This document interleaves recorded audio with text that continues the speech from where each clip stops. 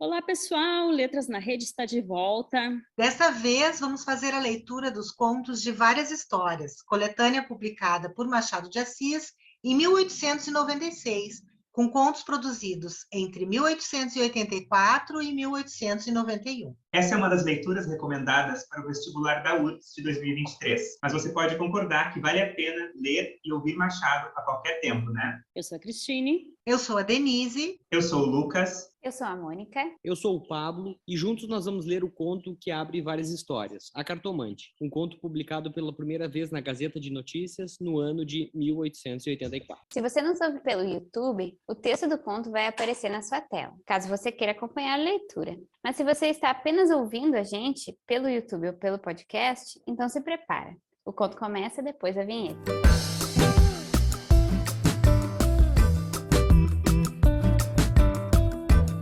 A Cartomante, Machado de Assis. Hamlet observa a Horácio que há mais coisas no céu e na terra do que sonha a nossa filosofia. Era a mesma explicação que dava a bela Rita ao moço Camilo, numa sexta-feira de novembro de 1869, quando este ria dela, por ter ido na véspera consultar uma cartomante.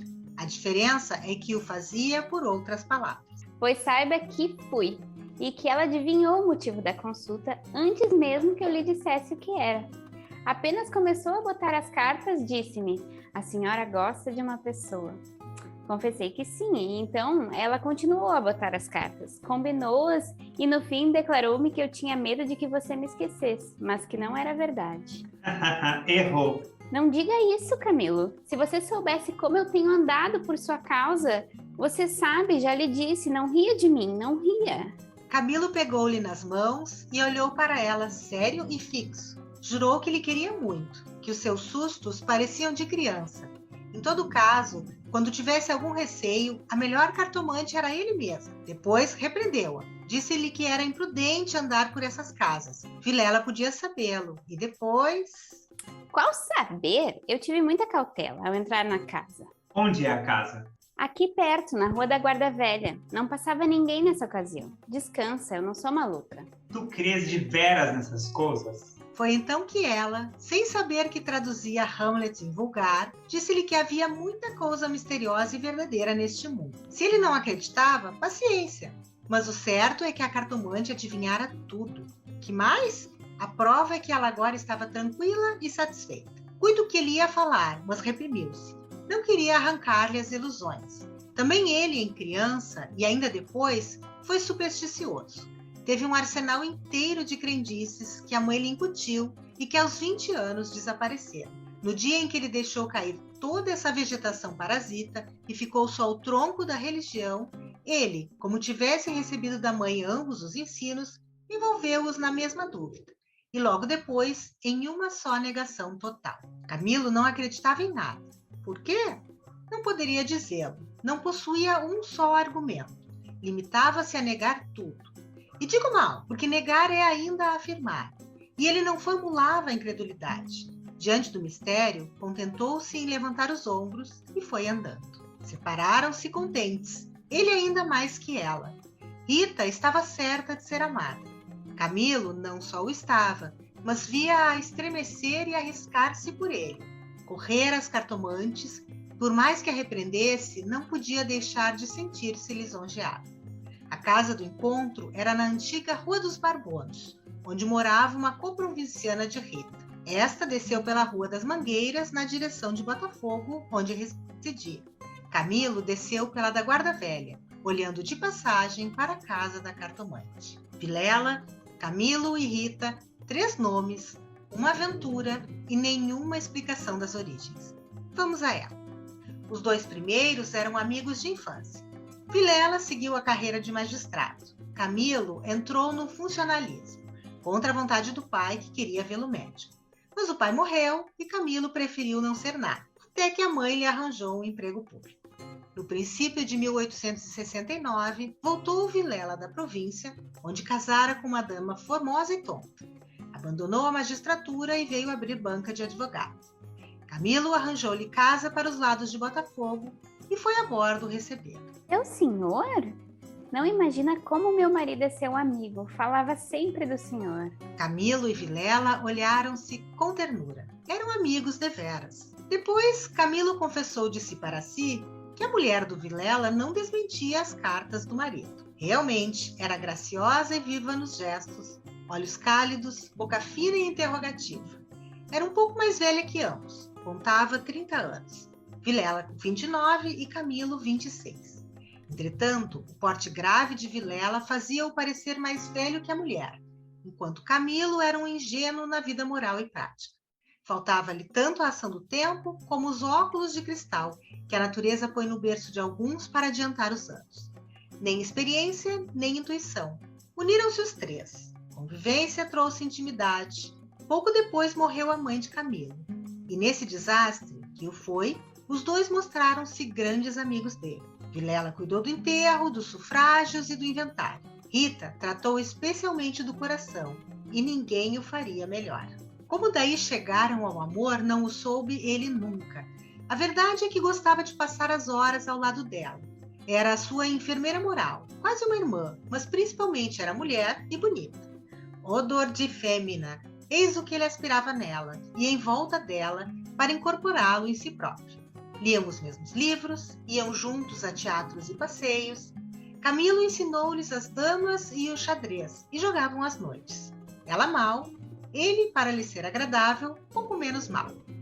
Até aí as coisas.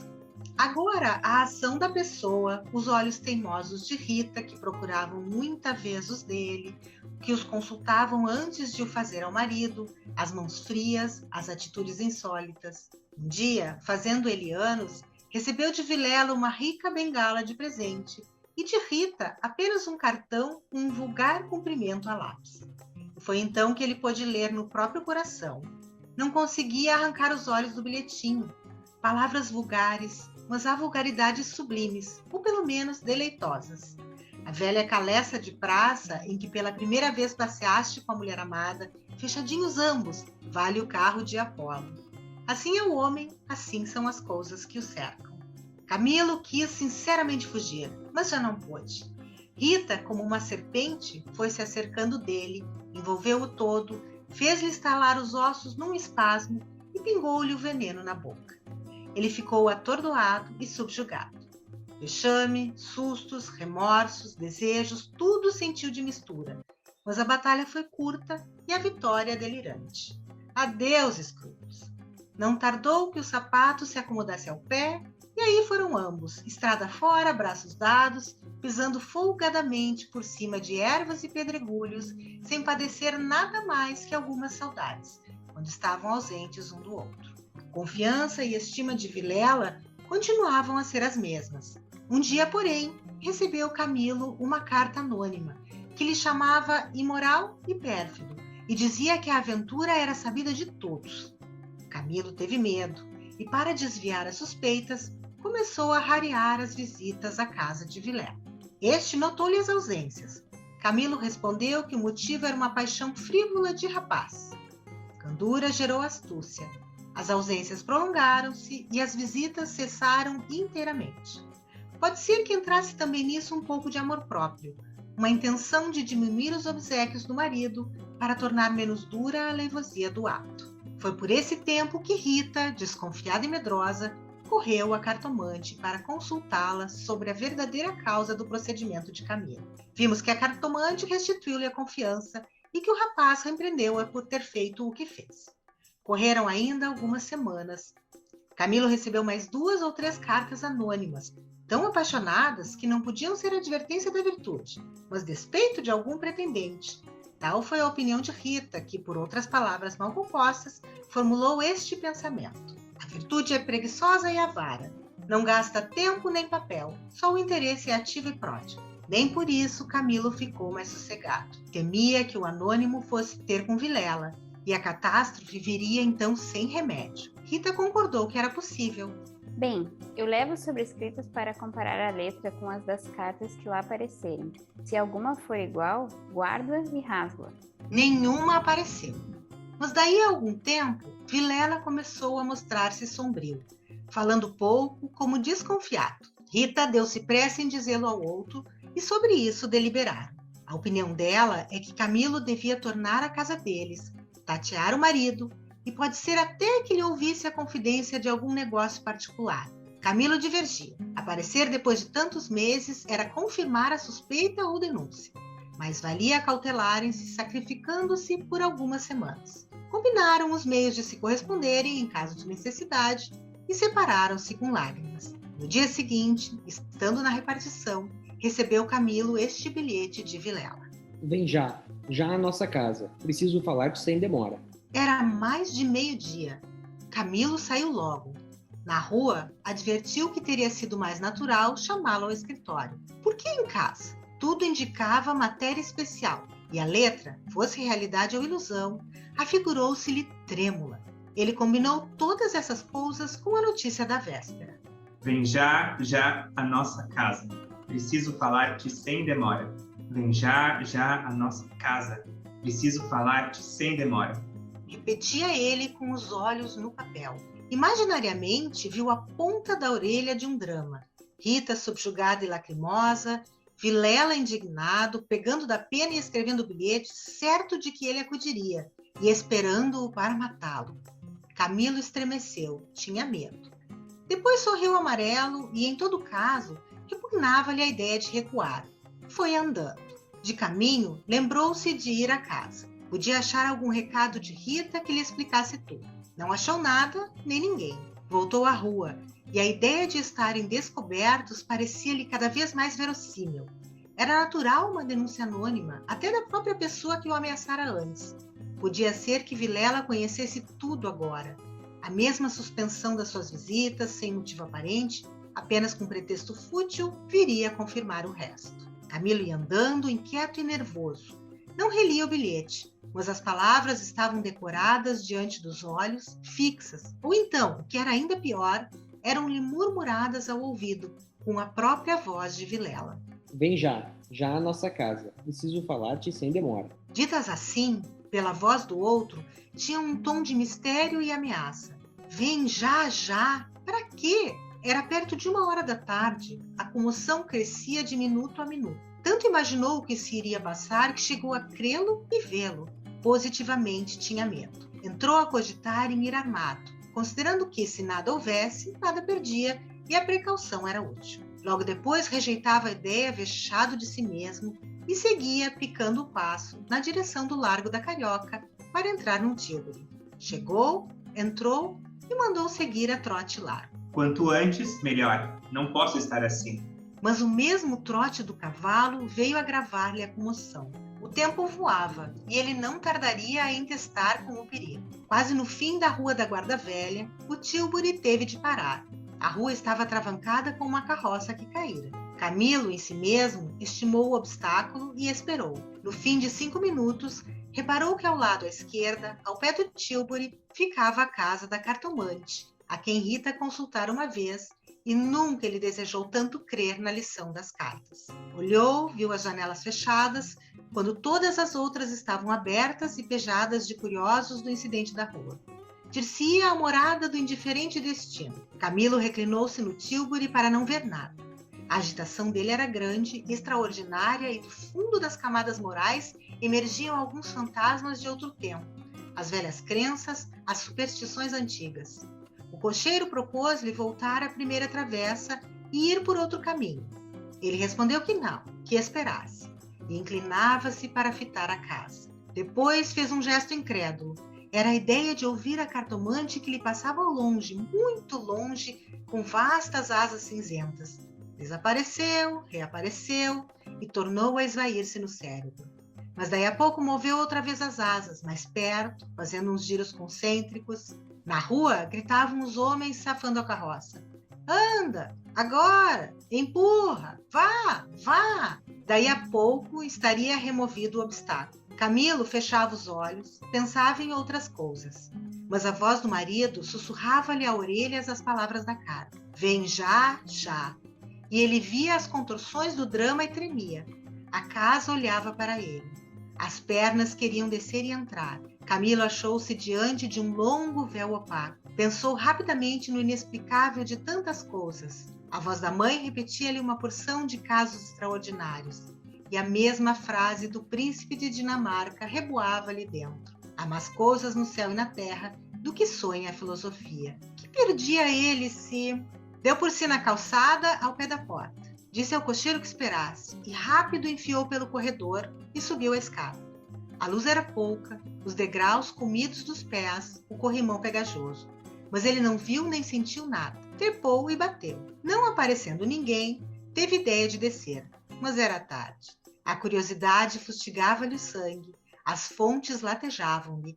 Ele tornou a bater 1, 2, 3 pancadas. Veio uma mulher, era a cartomante. Camilo disse que ia consultá-la e ela fê-lo entrar. Dali subiram ao sótão por uma escada ainda pior que a primeira e mais escura. Em cima havia uma salinha mal alumiada por uma janela que dava para o telhado dos fundos. Velhos trastes, paredes sombrias, um ar de pobreza que antes aumentava do que destruía o prestígio. A cartomante fê-lo sentar diante da mesa e sentou-se do lado oposto, com as costas para a janela, de maneira que a pouca luz de fora batia em cheio no rosto de Camilo. Abriu uma gaveta e tirou um baralho de cartas compridas e enxovalhadas. Enquanto as baralhava, rapidamente, olhava para ele, não de rosto, mas por baixo dos olhos. Era uma mulher de 40 anos, italiana, morena e magra, com grandes olhos sonsos e agudos. Voltou 3 cartas sobre a mesa e disse-lhe: Vejamos primeiro o que é que traz aqui. O senhor tem grande susto. Camilo, maravilhado, fez um gesto afirmativo. E quer saber se lhe acontecerá alguma coisa ou não. A mim e a ela. A cartomante não sorriu, disse-lhe só que esperasse. Rápido, pegou outra vez das cartas e baralhou-as, com os longos dedos finos de unhas descuradas. Baralhou-as bem, transpôs os maços 1, 2, 3 vezes. Depois começou a estendê-las. Camilo tinha os olhos nela, curioso e ansioso. As cartas dizem-me... Camilo inclinou-se para beber uma a uma as palavras. Então ela declarou-lhe que não tivesse medo de nada. Nada aconteceria nem a um nem a outro. Ele, o terceiro, ignorava tudo. Não obstante, era indispensável muita cautela. Ferviam invejas e despeitos. Falou-lhe do amor que os ligava, da beleza de Rita. Camilo estava deslumbrado. A cartomante acabou, recolheu as cartas e fechou-as na gaveta. A senhora restituiu-me a paz ao espírito. Vá, ragazzo innamorato. E de pé, com o dedo indicador, tocou-lhe na testa. Camilo estremeceu, como se fosse a mão da própria Sibila, e levantou-se também. A cartomante foi à cômoda, sobre a qual estava um prato com passas. Tirou um cacho destas, começou a despencá-las e comê-las, mostrando 2 fileiras de dentes que desmentiam as unhas. Nessa mesma ação comum, a mulher tinha um ar particular.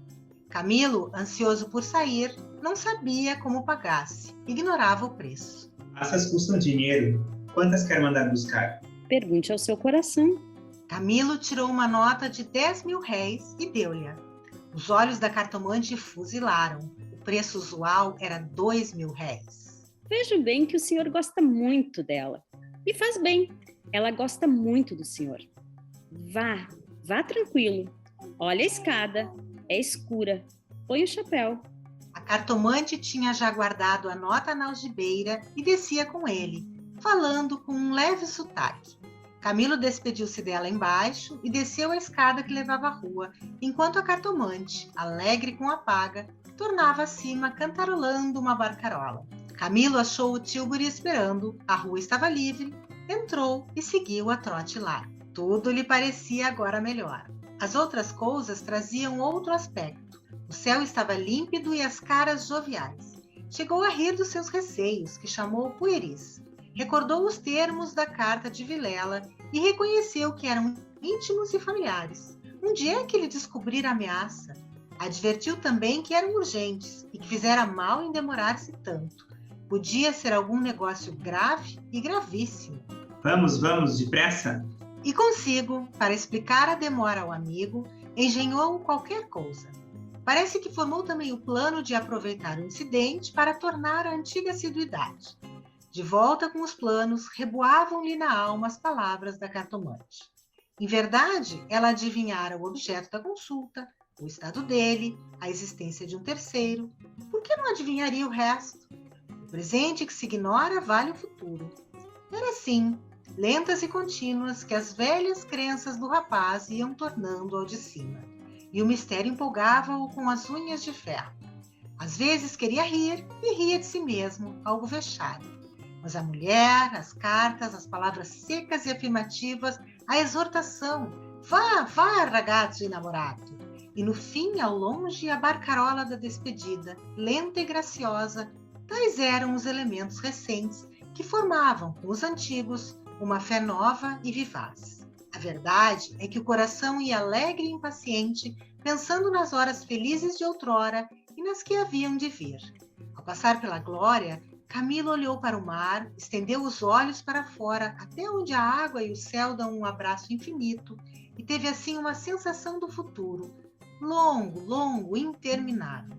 Daí a pouco chegou à casa de Vilela. Apeou-se, empurrou a porta de ferro do jardim e entrou. A casa estava silenciosa. Subiu os 6 degraus de pedra e mal teve tempo de bater. A porta abriu-se e apareceu-lhe Vilela. Desculpa, não pude vir mais cedo. Que há? Vilela não lhe respondeu. Tinha as feições decompostas. Fez-lhe sinal e foram para uma saleta interior. Entrando, Camilo não pôde sufocar um grito de terror.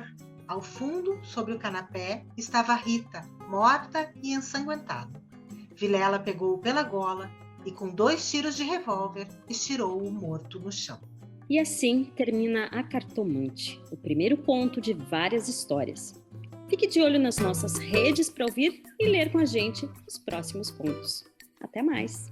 Ficou com alguma dúvida? Você pode deixar suas perguntas aqui nos comentários deste vídeo ou interagir com a gente nas nossas redes sociais. Quer ficar por dentro de tudo? Aproveita e segue a gente. Você nos encontra em todas as mídias pelo @letrasnarede. Até mais!